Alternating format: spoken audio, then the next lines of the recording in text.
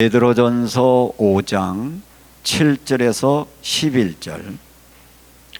너희 염려를 다 주께 맡기라. 이는 그가 너희를 돌보심이라. 근신하라 깨어라.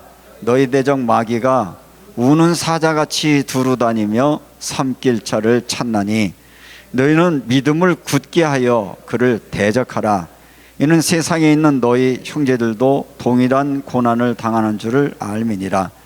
모든 은혜의 하나님 곧 그리스도 안에서 너희를 부르사 자기의 영원한 영광에 들어가게 하시니가 잠깐 고난을 당한 너희를 친히 온전하게 하시며 굳건하게 하시며 강건하게 하시며 터를 견고하게 하시리라. 권능이 세세 무궁하도록 그에게 있을지어다. 아멘. 우리 지방의 목사님 아들 중에 권투하는 아이가 있어요. 이번 주에 통화를 하면서 그래 아들 시합 나가서 잘했어 라고 물었더니 이번에 1차전은 통과하고 2차전에서 졌습니다. 그러면서 아들이 시합에서 진 이야기를 저한테 터놓으면서 사실은 이야기 잘 할 수 있었는데 어떻게 대진표를 짜다 보니까 그 2회전에서 같은 학교의 한 대전표가 되었어요. 그런데 이 자기 같은 학교에 있는 이 아이는 아웃복서이고 자기 아들은 인파이터인데 우리 아들의 약점을 잘 아는 그 아웃복서가 아주 야비하게 도망다니면서 공격 포인트만 따서 결국은 판정패했습니다 하는 얘기예요. 지긴 졌다는 거예요. 왜 졌다는 거예요? 약점을 잘 아는 동료가 약점을 공격했고 약점을 공격당한 것 때문에 졌다는 이야기를 자꾸 이게 대진운이 나빠서 라는 생각을 하고 있는 걸 보면서 우리도 보통 이렇게 할 수 있겠구나. 졌으면 왜 졌는지 약점이 뭔지를 보완할 생각을 해야 되는데 대진표가 잘못해서 졌다라고 하는 이야기를 들으면서 부모의 입장에서는 그럴 수도 있는데 그러면서 제 마음속에 어떤 마음이 들냐면 분명히 이 땅에 우리를 공격하고 있는 영적인 존재가 있는데 너는 너의 약점을 얼마나 잘 알고 보완하고 있느냐라고 하는 그런 물으심을 하는 것 같아서 오늘 설교 제목을 디아폴로스라고 지었는데 한번 해볼까요? 디아폴로스. 디아폴로스라고 하는 말은 헬라어로 이 사단이라고 하는 말이야. 디아폴로스. 우리가 이 땅에 살면서 영적 싸움을 싸워야 되는데 우리 눈에는 보이지 않지만 우리의 가장 약점을 잘 아는, 우리의 약점을 타고 우리를 공격하고 있는, 우리를 하나님 앞에서 우리를 비방하고 참소하고 우리를 넘어뜨리게 하고 하나님과 우리의 관계를 단절시키는 영적 존재가 있다라고 하는 이 본문의 말씀과 연결하면서 오늘 디아폴로스라고 하는 제목의 말씀으로 함께 말씀을 나누려고 합니다. 이 말씀을 준비하다가 갑자기 떠오른 생각이 코로나19가 생각나더라고요. 코비드19 뭐 이렇게 표현하고 있는데 코로나 그러면 떡 떠오르는 게 뭐 있으십니까? 그럴 때도 있었네. 그래서 이 근대사를 얘기할 때 코로나 이전과 이후가 너무 삶이 많이 달라졌다고 해요. 여러분도 가만히 생각해 보면 불과 4년 전, 5년 전 일이지만 다 잊고 살고 있지만 우리도 모르는 사이에 이 코로나 시대에 우리에게 많은 변화를 주고 있는 기점이었는데 특별히 코로나의 발전지가 대명동인 거 잘 아시잖아요. 대명동에서 터졌고 그래서 이 코로나 확산을 차단하려고 외부에서는 대구를 차단시키자 뭐 그런 얘기가 나올 정도였고 저는 지금도 가끔은 그 생각이 나는데 코로나가 발표가 되어지고 외부와의 차단을 하고 대면을 통제했을 때 저희 동네 길거리 나갔더니 정말 차도 한 대도 없고요. 상점들은 거의 다 문 닫아 있고 사람들 없는 텅 빈 도시를 봤어요. 근데 선뜻 찾아오는 게 확 두려움이 밀려오더라고요. 와, 사람들이 지금 당장 알 수 없는 코로나 바이러스라고 하는 것들이 당신들 죽일 수 있다라고 하는 그 두려움에 빠지니까 도로가 텅텅 비었던 그 시간들을 생각해 보면서, 그때도 사실은 이 일들이 정말 어떻게 잘했냐 못했냐에 대해서 교회 안에 두 가지의 이야기가 있었어요. 이 알지 못하는 바이러스의 확산을 위해서는 우리가 집단으로 모이는 것을 금지해야 된다는 것이 맞다라고 동의한 측면이 있었고, 하나님 앞에 예배를 못 드리게 하는 건 이거 사단의 전략 아니냐, 그래서 목소리를 내는 사람들도 있었는데, 여러분들은 어떤 생각을 하셨었나요? 뭐 이런저런 생각이 다를 수 있는데, 그런데 시간을 지나놓고 보면, 그래서 제가 통계 자료를 보니까 세계보건기구 WHO의 확인 자료를 보고 있으니까 2020년에서 21년 사이에 추정된 사망 수가 1490만 명이었어요. 그런데 이 보고서는 뭐라고 얘기를 하냐면, 이것은 공식 보고자 사망자이지만 약 확인되지 않은 사람은 2배나 3배나 더 많을 수 있습니다 라고 얘기한 걸 놓고 보면, 최소한도 전 세계적으로 3천만에서 4천만 명이 죽는 사건이 벌어졌다는 거예요. 이 어마어마한 사건이 일어났는데 우리는 그거에 대한 감각이나 분별력들을 잘 알지 못하면 자기의 생각에 갇히고 자기의 주장에 감겨서 다른 생각들을 가지고 있는 경우가 많을 수가 있고요. 그런데 코로나 바이러스 눈으로 보신 분, 볼 수도 없고 만질 수도 없고, 다만 그것들은 전문가의 시각으로만 볼 수 있는 부분인데, 이것 때문에 정말 이 바이러스의 출현이 전 세계를 뒤바꾸는 일이 있었고, 이것은 인간의 생명을 빼앗는 일이었고, 어느 날 갑자기 이 작별 인사도 하지 못하고 가족을 무덤에 장사해야 됐고, 너무 많이 발생하는 것 때문에 무덤조차 할 수 없어서 집단 매장하는 장면들을 많이 보셨을 거예요. 이런 것처럼 이 땅에는 이 바이러스라고 한 것이 등장하게 함으로써 인류 역사에 3, 4천 명의 생명을 앗아가는 일들이 우리의 4년 전에, 불과 4년, 5년 전에 있었는데 우리는 까마득하게 잊고 살아가고 있습니다.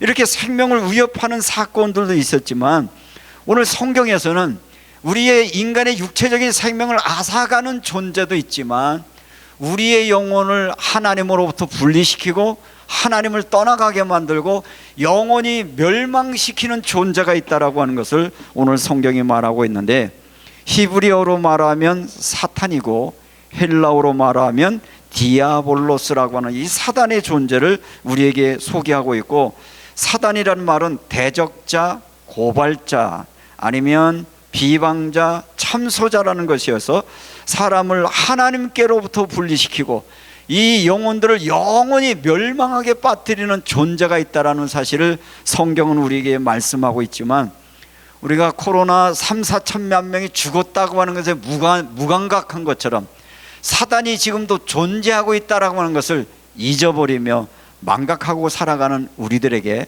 다시 한번 경각심을 주시는 그 말씀으로 오늘 말씀을 받으시면서 이 말씀 가운데 함께 은혜가 되어지시기를 주님의 이름으로 축복합니다. 디아볼로스의 목적은, 사단의 목적은 신자들의 믿음을 흔들어서 하나님을 의심하게 만들고 결국은 하나님을 떠나 배교하도록 만든다는 거예요. 근데 이게 다양한 모습으로 나타나고 있는데, 이 성경은 그래서 이 마귀를, 정체를 폭로하고 마귀의 전략을 우리에게 가르쳐주고 있는 생명으로 인도하는 것인데, 그럼 마귀의 전략을 성경에서는 어떻게 얘기하고 있느냐? 첫 번째는 창세기 3장 1절에서 5절에 있는 것처럼 뱀이 하와에게 찾아와서 이렇게 얘기합니다. 하나님이 참으로 그렇게 말씀하셨냐라고 말하죠. 다시 말하면 이 선악을 알게 하는 나무를 먹는 날은 정령 죽으리라 라는 말씀을 누가 들었어요? 아담과 하와가 들었는데, 사단은 교묘히 찾아와서 하나님이 정말 모든 걸 먹지 말으려고 하느냐라고 얘기하면서 하나님의 말씀에 대한 의심을 싣습니다. 말씀에 대한 불신을 싣습니다.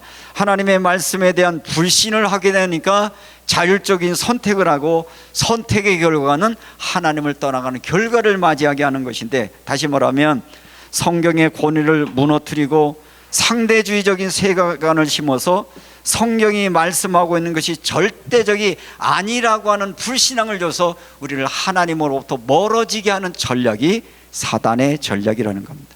현대 사회가 아마 어쩌면 그런 유혹 가운데 많이 노출되어 있기도 하고요.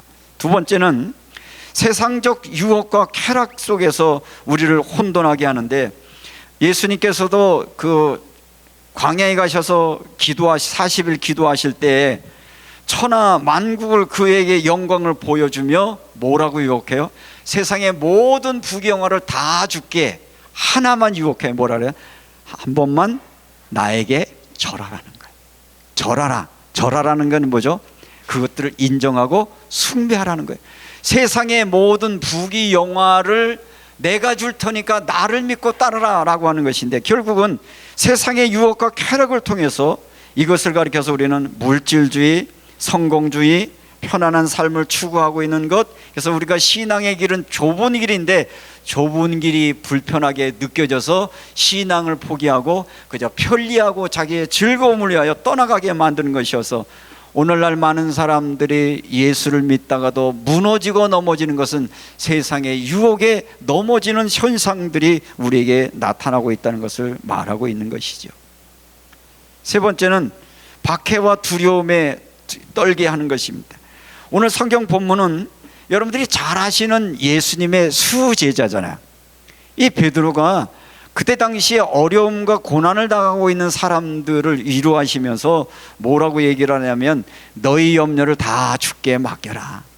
지금 막 두려움이 오는 거예요. 이 신앙의 갈등 속에서, 어려움 속에 두려움이 오니까 이럴 때 너희들은 이 모든 내 염려를, 그 두려운 것들을 내가 스스로 해결하지 말고 그것들을 하나님 앞에 맡겨버리고 기도로서 그 사단에 너에게 주는 그 두려움의 마음을 이기라고 얘기하고 있는데, 결국은 이 부분들은 우는 사자같이 너를 삼킬 자를 찾는다고 하는데, 사회적인 불이익, 조롱, 차별 등을 위해서 신자들이 믿음을 지키기보다는 타협을 요구하는 시대.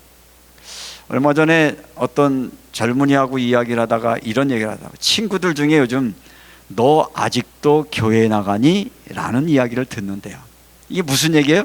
조롱하는 거거든요. 너 이 지경에 지금도 교회를 나간단 말이야? 그러면 너 교회 나가는 사람하고 똑같은 급수 아니야? 도매금으로 하는데, 오늘날 교회 안에 지도자들이 해괴망측한 발언들, 이야기하는 것들을 싸잡아서 결국은 청년들에게 교회 그러면, 기독교인 그러면 왠지 이상한 사람처럼 여겨지는 이런 부류들이 바로 오늘날 많은 사단의 통로가 되어서 많은 젊은이들을, 청년들을 점점 더 하나님으로부터 멀어지게 하는 통로가 되게 있다라고 하는 것을 말하고 있는 것이고요. 그 다음에 사단은 거짓 가르침과 미혹을 통해서 일을 하는데, 마태복음 24장에서도 보면 거짓 선지자들이 많이 나타날 것이다. 말세가 되면 거짓 선지자들이 많이 나타날 것이다. 이게 많이 나타난다는 것은 참 선지자를 구별하기가 어려운 시대가 온다는 거예요. 때때로는 요즘 교인들도 좀 혼란스러울 거예요. 여기 가면 이 얘기하고 저기 가면 저 얘기하고, 교회 와서 설교 들으면 목사님은 이야기하는데 뭐 좀 유명하다는 사람은 또 이런 얘기를 하는데 어떤 게 옳은 거지 여러분들이 헷갈릴 수도 있는데, 어찌되었든 거짓 가르침들이 우리를 유혹하는 시대가 오고 있다라고 하는 것인데, 어쩌면 한국 기독교의 역사상 가장 비정상적인 현상이 오늘날 교회 안에 나타나고 있는 것이 사실이고, 이럴 때 여러분들이 잘 분별력을 갖는다라고 하는 것이 어쩌면 사단으로부터 이용당하지 않는 또 하나의 통로라고 하는 사실을 우리가 발견해야 될 것입니다. 성경을 왜곡합니다. 그래서 성도들을 혼란하게 만듭니다. 어떻게 보면 여러분들이 불신앙은 어디에서 오느냐? 누구를 만나느냐에 따라서 굉장히 영향력이 오거든요. 불신앙의 사람들을 만나서 이야기를 하면 여러분도 모르는 사이에 불신앙에 빠지거든요. 이것은 미디어도 마찬가지예요. 어떤 매체, 어떤 유튜버, 누구의 주장을 계속 듣는다 보면 나도 모르는 사이에 그로밍 돼가지고 나도 모르는 사이에 일치화가 되는 그런 일들이 우리의 사이에 일어나고 있다는 걸 보면서 여러분들 나름대로 열심을 가지고 무언가 신앙을 추구하는 것도 좋지만 아무거나 분별 없이 아무거나 여러분들이 따라가다 보면 나도 모르는 사이에 이상한 생각과 사상과 잘못된 가르침에 미혹될 가능성이 있다는 것을 여러분도 기억하시길 바랍니다. 그 다음에 이 사단의 통로는 고립과 절망감을 주는데, 열왕기상 19장에 보면 엘리야가 로뎀나무 아래서 뭐라고 고백해요? 차라리 여기서 죽었으면 좋겠다. 왜? 하나님이 안 보여. 하나님의 역사는 보이지 않고 나는 믿음을 지켜보려고 하는데, 나는 하나님의 말씀을 따라 우상 숭배자들을 배격하고 있는데 나 혼자인 것 같은 외로움 때문에 차라리 죽는 것이 낫다라고 절망하고 있는 것인데, 이 이야기는 뭐냐면 신자들이 공동체와 분리되면 나만 이런 고난을 겪는다라고 우리가 스스로 고립감에 빠질 수 있다는 것이 생각으로 외롭게 만들고 신앙을 포기하고 있는 것이었고, 그래서 하나님과 우리와의 관계가 좀 더 멀어지면 하나님이 나를 버리셨는가 보다, 하나님이 나를 미워하시는가 보다, 하나님이 나는 쓸모없는 존재인가 보다 스스로 고립감에 빠지게 만드는데, 그 마음을 누가 이용하는 거예요? 사단이 이용해서 우리를 더 절망 가운데 빠뜨게 한다는 것이죠. 그러면 이런 사단의 전략들 가운데 우리가 어떻게 하면 여기에서 벗어날 수 있느냐? 성경은 우리에게 답을 제시하고 있습니다. 7절입니다. 7절을 한번 읽겠습니다. 너희 염려를 다 주께 맡기라. 이는 그가 너희를 돌보심이라. 결국은 뭘 얘기하고 있냐면, 염려를 주님께 맡기라고 하는 것은, 주님 앞에 여기 맡기는 것은, 이 맡기라는 것은 던져버리다, 완전히 넘기라는 거예요. 우물쭈물 그냥 적당히 붙들게 아니라 맡겨버리는 거예요. 그 맡기려고 하면 뭐가 전제되는 거예요? 그 맡길 때 신뢰가 전제되잖아요. 주님과 여러분과 사이에 믿음의 관계가 분명히 정리될 때 우리는 염려를 주님께 맡기고 그것을 승리할 수 있다고 하는 것이어서, 내가 한 손에 염려를 쥐고 있으면 또 아무 일도 할 수 없는 것처럼 우리들의 염려를 온전히 주님께 맡겨드릴 수 있는 기도가 여러분에게 있기를 주의 이름으로 축복합니다. 이 염려를 맡겨버리지 않으면 어떤 상황이 벌어지느냐? 8절을 얘기합니다. 근신하라 깨어라, 너희 대적 마귀가 우는 사자같이 두루다니며 삼킬 자를 찾나니 라고 얘기하는데, 디아폴로스라고 말씀을 드렸어요. 여기 마귀 대적이라고 말하고 있습니다. 이 마귀 대적, 이들은 삼킬 것이는데, 이 이야기는 결국은 우리가 이 모든 것을 깨어서 기도할 때, 깨어서 기도한다는 것은 절제하다, 술 취하지 않는 상태로 정신을 차리다라고 했다는 것인데, 영적으로 깨어있으면, 깨어있다는 말은 내가 혼자가 아니라 나는 누구와 함께 있다? 하나님 앞에 있다. 매 순간순간 하나님의 임재 앞에 설 때 하나님이 나를 도우시고 인도하는 것이 느껴지고 믿음으로 나아간다는 것이죠. 우리의 일상생활에서 영적인 긴장을 놓지 말라는 거예요. 저는 이 말씀을 준비하다가 우리가 긴장을 놓지 않으려고 하면, 무언가 깨어있고 영적인 긴장 상태를 준비하려고 하면 이것들은 그냥 저절로 되는 게 아니라 기도의 시간이 여러분들에게 준비가 되어지고, 말씀 앞에 서는 시간이 좀 되어지고, 여러분들이 말씀을 묵상하기도 하고, 오늘 사단이 존재하고 있다는 이야기를 이 자리에 오셨으니까 다시 한번 확인할 수 있잖아요. 딴 때는 별로 여러분들이 사단의 존재가 여러분을 공격하고 있다는 것조차도 인식하지 못하고 그냥 당하고만 살아가는데, 디아폴로스라고 하는 존재는 지금도 나를 공격하고 있다라고 하는 것을 깨달으면, 그러면 나의 태도를 어떻게 취할 건가 다시 한번 생각하는 시간이 되어진다는 말이죠. 우리의 일상생활에서 영적인 긴장을 풀지 말고 기도하고 말씀 앞에 서고 묵상하고 예배 생활에서 깨어있음을 구체적인 표현인데, 한번 이렇게 따라했습니다.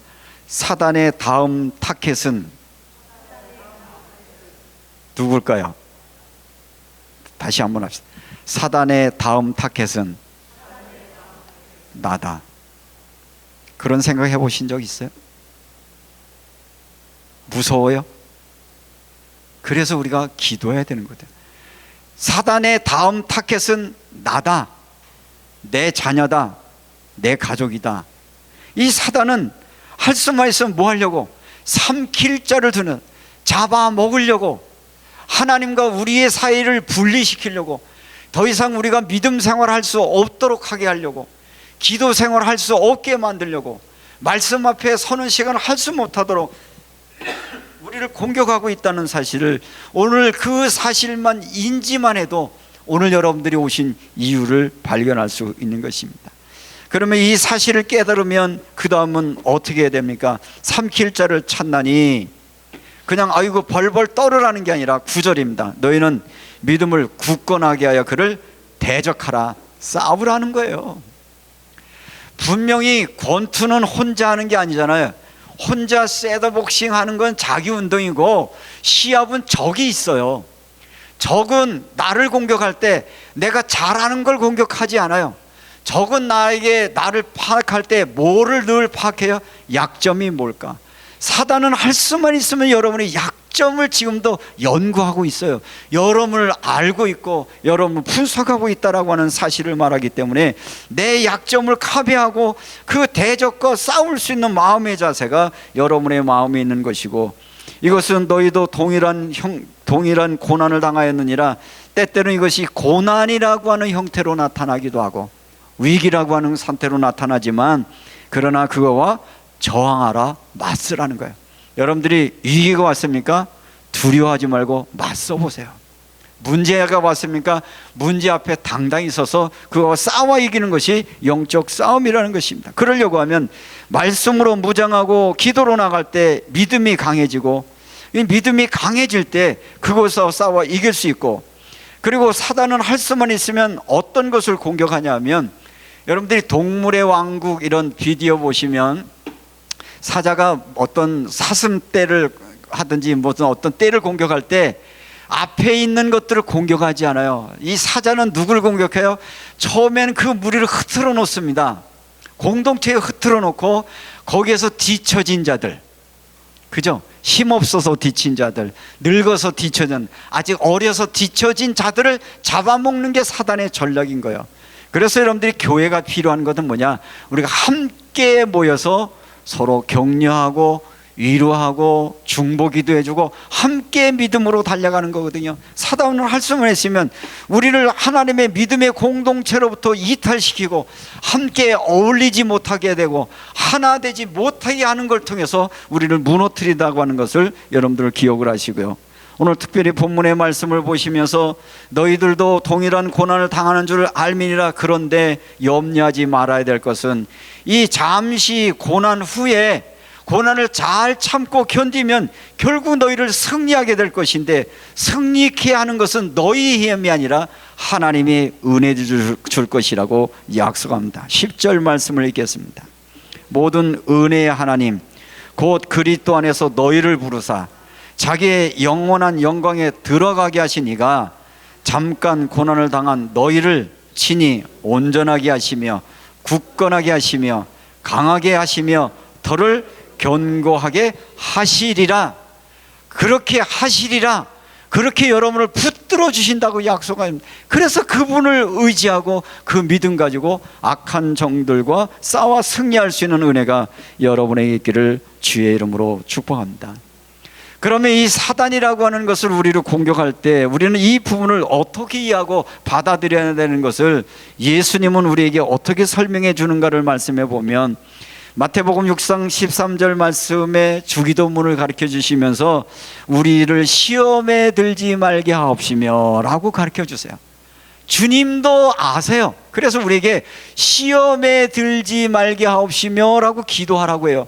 그럼 시험이 안 오로 기여해, 이 얘기가 아니라 이걸 메시지 성경에서는 주님은 이렇게 얘기를 하십니다. 우리를 우리 자신과 마귀에게서 지켜주십시오. 이 말씀을 잘 들으셔야 돼요. 마귀에서 건져주는데 또 한 가지는 우리를 우리 자신과, 다시 말하면 사단은 우리를 공격하지만 사단의 공격하는 통로는 뭐냐? 우리 안에 있는 내면 속에 있는 나를 공격한다는 거예요. 나의 약점과 나의 연약함을 공격하고 있다라고 하는 것을 말하는데, 다시 말하면 내면을 숙주로 이용하고 있다는 거예요. 어디 가면 모기가 많은 곳이 있어요. 모기가 왜 이렇게 모기가 많아? 이렇게 생각하잖아요. 왜 모기가 많죠? 왜 모기가 많은가요? 모기의 서식 환경이 만들어진 거예요. 무슨 얘기인지 아시죠? 왜 사단이 나를 공격할까요? 우리 내면 속에 사단이 공격할 만한 요소를 너무 많이 우리 안에 내포하고 있는, 우리 속에 있는 죄성들, 우리 안에 있는 욕망들, 우리 안에 병들어 버린 우리의 생각들, 우리의 감정들, 치유되지 못한 것들을 그 사단은 그걸 숙주로 이용해서 우리를 시험하고 있다는 것을 말하고 있는 것인데, 우리 안에 있는 욕망의 문제들, 야고보서 1장 14절 15절은 이렇게 얘기합니다. 각 사람이 시험을 받는 것은 자기 욕심에 끌려 미혹됨이니 욕심이 잉태하여 죄를 낳고 죄가 장성하여 사망에 이르느니라. 사단은 욕망을 직접 만들어내지 않고 있는 욕망을 과장하거나 비틀어서 죄의 자리로 이끌어가는 존재라는 거예요. 그래서 우리는 시커먼 자기가 넘어져 놓고 누구한테만 책임을 물어요. 아유, 내가 사단의 유혹을 받았어. 에이, 사단 나빠. 사단이 나쁘지만 사단 앞에 이용당한 나의 연약함을 우리가 보고 그걸 변화시켜야 또 다른 공격을 당하지 않는다는 것을 말하고 있습니다. 두 번째, 사단이 우리를 공격하는 것은 우리의 마음속에 있는 교만입니다. 베드로전서 5장 5절 6절 겸손하라 그리하면 너희를 높이시리라는 것처럼, 교만은 하나님 대신 자기 자신을 중심으로 놓는 태도인데, 우리도 모르는 사이에 우리의 마음에 교만이 있거든요. 하나님 없어도, 하나님 말씀 아니어도 내가 선택하면, 내가 판단하는 이런 교만한 자리에서 우리가 벗어날 때, 교만한 마음은 회개하지 않고 방심하기 이 교만은 결국은 영적 교만으로 이어져서 오늘날 이상한 여러 가지 회개망측한 일들이 빠진 일들이, 영적 교만에 빠진 자들은 사단의 저들을 숙주로 이용하고 있다는 것입니다. 에베소서 4장 26절 27절을 보면 분을 내어도 죄를 짓지 말며 마귀로 틈타지 못하게 하라 라고 하는 것인데, 사단은 우리의 마음속에 상처와 원망을 확대시켜서 모든 사람과의 관계를 파괴시킵니다. 그래서 여러분의 마음속에 있는 이 상처와 원망들을 빨리 십자가의 사랑의 은혜 가운데 이것들을 치유하고 회복하지 않으면, 사단은 여러분의 내면 속에 있는 원망과 불평의 마음을 통해서 모든 사람과의 관계를 자꾸 차단시키면, 가족과의 관계도 차단시키고 사회 대외적인 관계도 새끼고, 심지어 교회 와서도 교인들과 접촉할 수 없는 일들은 사실은 내 안에 있는 분노와 상처가 아직도 치유되지 않을 때 사단은 그것을 통로로 사용하고 있다는 것이죠. 또 하나는 우리의 마음속에 안전하려는 불안한 마음인데, 디모데후서 1장 10절에 보면 하나님이 우리에게 주신 것은 두려운 마음이 아니요. 여러분도 모르는 사이에 왠지 불안함이 여러분의 마음속에 늘 상주하고 있으면, 이건 하나님이 주신 마음이 아니구나. 나를 불안하게 하는 이 마음은 사실은 누가 준 거예요? 사단이 준 것이고, 그 사단이 준 것이기도 하지만 사실 내 안에 뭔가 채워지지 않는, 하나님의 사랑으로 채워지지 않을 때, 마치 아이가 엄마를 떠나 있을 때 늘 불안한 마음처럼 하나님이 주시는 성령의 위로와 평안으로 채워지지 않을 때, 우리 인간은 불안이라는 것은 엄습할 수 없는 것인데, 혹시 불안이 오고 여러분들이 불신앙이 찾아올 때 하나님, 내 마음을 불안케 하는 것들을 내려놓고 하나님 앞에 기도할 수 있는 은혜가 여러분에게 있기를 주의 이름으로 축복합니다. 그래서 우리가 해야 할 일들은 뭐냐? 하나님, 내가 사단의 숙주가 되지 말게 하옵소서. 한번 따라 합시다. 하나님, 내가 사단의 숙주가 되지 말게 하옵소서. 사단에 이용당하지 않게 하옵소서. 사단의 서식지를 만들지 않게 하옵소서. 그런 마음이 여러분의 마음속에 있으시기 바랍니다. 예수님도 기도하면서 시험에 오지 않게 해주시옵소서가 아니라 내가 시험의 발판이 되지 않게 해달라고 기도하라는 건, 하나님, 내가 시험의 발판이 되지 않게 하옵소서. 그러려고 하면 자기인식이 중요해요. 내가 나를 늘 돌아보는 시간이 필요합니다. 시편에 보면 많은 시편 139편에도 그런 것처럼 다윗은 늘 자기를 하나님 앞에 늘 돌아봅니다. 하나님의 말씀 앞에 서는 게 거울 보는 거거든요. 그러면 하루에 거울 몇 번이나 보세요? 그래도 두세 번은 보시잖아요. 그러면 말씀 앞에서 여러분을 자꾸 한번 돌아보세요. 내 안에 뭐가 있는지, 내가 무슨 생각이 사는지, 자기 인식. 그래서 내 생각 속에 죄가 떠오르고 정말 악한 생각이 떠오르면 그걸 덮지 말고 회개하는 거예요. 회개한다는 걸 벗어버린 거죠. 쓰레기통에서 냄새가 나면 아이고 왜 냄새나 이럴 게 아니라 쓰레기통을 얼른 비워버리면 되잖아요. 그게 회개라는 거예요.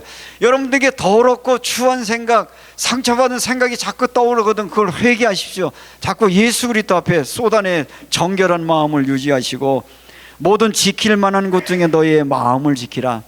생각대로 안 되잖아요. 여러분의 마음의 생각을 지키는 시간이 기도의 시간이고, 때때는 이게 일기를 써보시기도 하고, 여러분들이 묵상을 해보면서 자꾸 여러분의 마음과 생각을 말씀 가운데 시키고, 내 스스로 안 될 수 아는 것을 알기 때문에 주님 나에게 성령의 충만함을 주셔서 성령 충만 받으라. 성령 충만은 단순하게 어떤 특별한 은사를 받은 게 아니라 주님으로 내 안에 가득할 때 우리 속에 잘못된 생각을 걸러내고 주님을 향하여 믿음으로 나가게 되는 것인 것이고요.